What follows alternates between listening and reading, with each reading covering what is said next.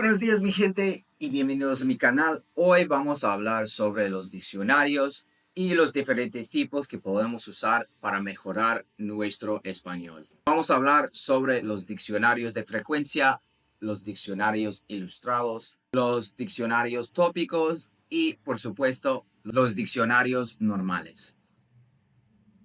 Te voy a explicar los pros y los contras de cada uno, cuándo usarlas y cómo podemos sacar el mayor provecho para mejorar nuestro español. Vámonos. So, the first one I want to talk about is frequency dictionaries. Frequency dictionaries are going to be based around the most common words that you're going to run into in the Spanish language or, well, any language, right? They're going to rank words based on how frequently they are seen. And by learning this most frequent vocabulary, you'll be able to understand the majority of conversation and what people are saying to you. Even if you don't get all the details, you'll be able to talk about normal everyday things. So the two biggest pros are that they're going to focus on the most common words, the words you're going to come across the most often, right?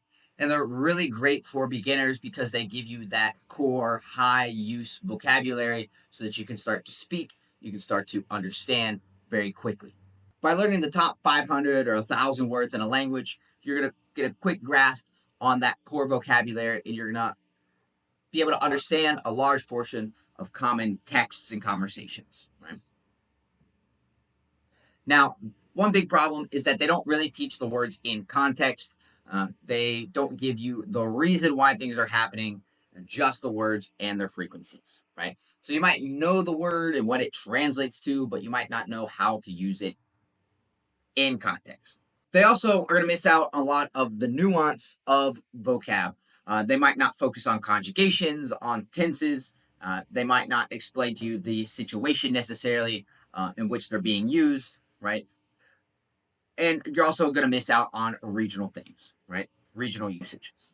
The best ways in situations in which to use a frequency dictionary are one, if you're just starting out, and so you're trying to get a quick grasp on the most high use words in the language, or two, if you have a trip coming up and you want to learn as much as possible, as quickly as possible to be able to communicate, get around, and survive your trip, right? But you're not necessarily looking to have great conversations or discuss philosophy, right? You're going to get by, but you're going to sound like Tarzan, and that's okay, right? It's cool to sound like Tarzan. It's going to get us from the situation what we need, what we want, right? And that is totally fine, especially in a travel context. So the next dictionary I want to talk about is a picture dictionary. I find these really useful, specifically for languages like I'm studying Arabic. This helped me a lot to learn words.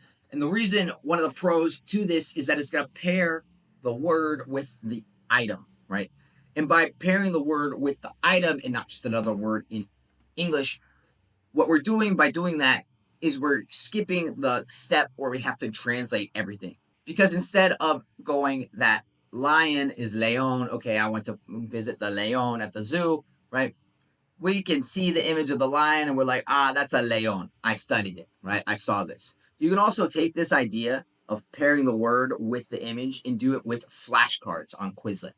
It's a great way to study, great way to remember words, especially when it comes to nouns and things. These dictionaries are really good for beginners. They're going to help you learn vocabulary quickly, and it's going to help strengthen retention by having the image there. They're often as well super engaging for young learners who don't want to just sit there and like rote memorization or write or do boring things when it comes to learning a language. These picture dictionaries can help them become more involved, more engaged in the class, and have a better time. The big con for these is that they're very limited in scope. They're going to be, physical, basic things, animals, things in the house, things outside, things in nature, right? But if you want to start getting into more complex topics as an intermediate or an advanced student, they're not going to be that great. Things like philosophy, history, more abstract terms are not going to appear in these books. The also negative to these is they're not going to give almost any help with grammar or sentence structure, right? They're just going to be the words, the pictures, and it's going to help you to remember words, but it's not necessarily going to tell you how to use them, when to use them, etc. Right?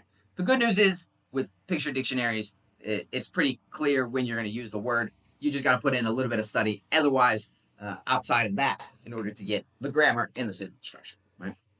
So these are really good if you're a visual learner. It's going to be a very effective starting point.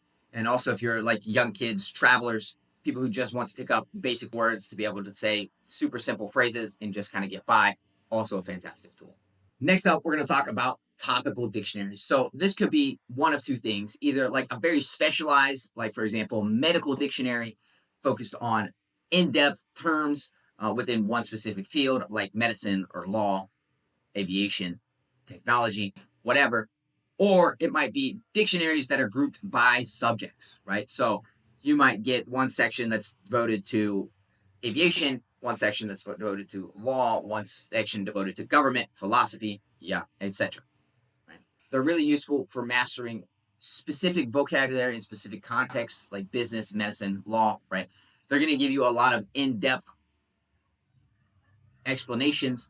And sometimes it helps people to memorize things. If you get, for example, need, necessary, necessitate, right? Which kind of all have the same intrinsic meaning. And then we can learn the different ideas separately, right?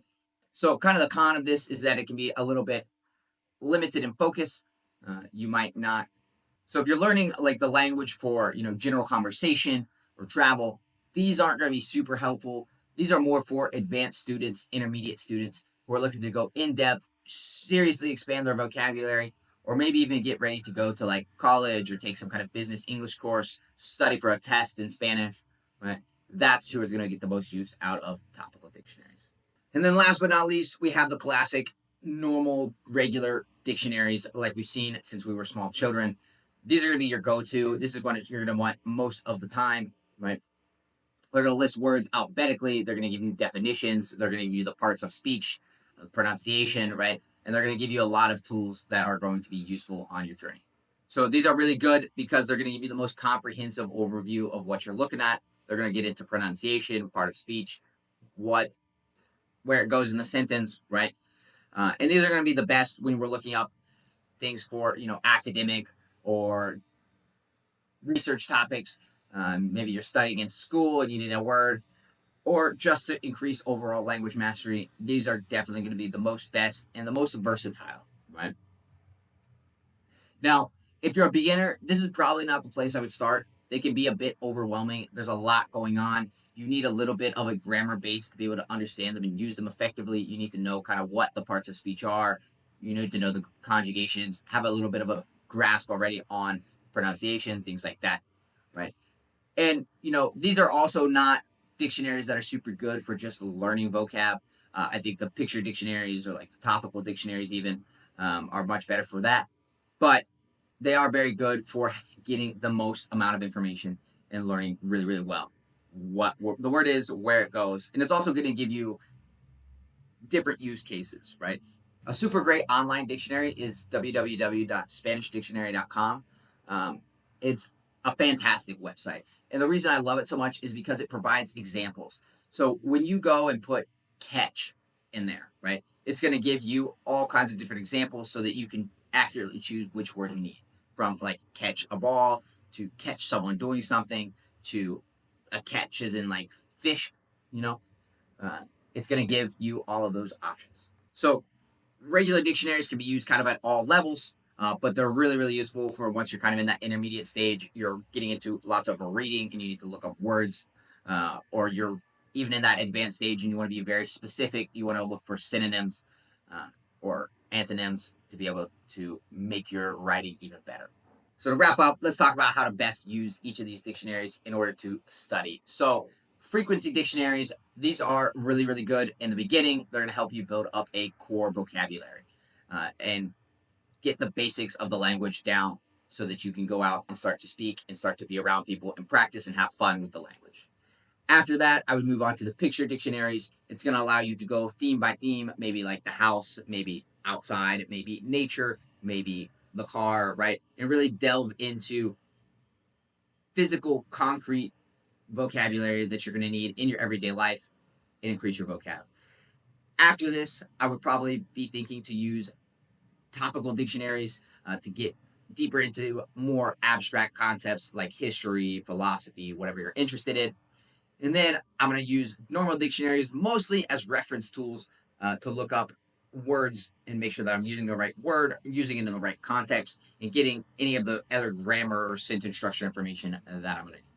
So when it comes to dictionaries, the most important thing is to know what level you're at. For the beginners, those frequency or picture dictionaries are going to be very good. As you get into that intermediate, the picture dictionary is still going to be super good, and you can start to use more of regular dictionaries just to look up things and make sure you're using the right word, right? And then at that advanced level, the regular dictionary and the topical dictionary to really delve deep into subjects that you find interesting, right? Thank you guys so much for watching. If you learned something, if you liked the video, give me a like, subscribe to the channel, leave down in the comments below what I should do next, and I look forward to seeing you in the next video. Nos vemos, mi gente.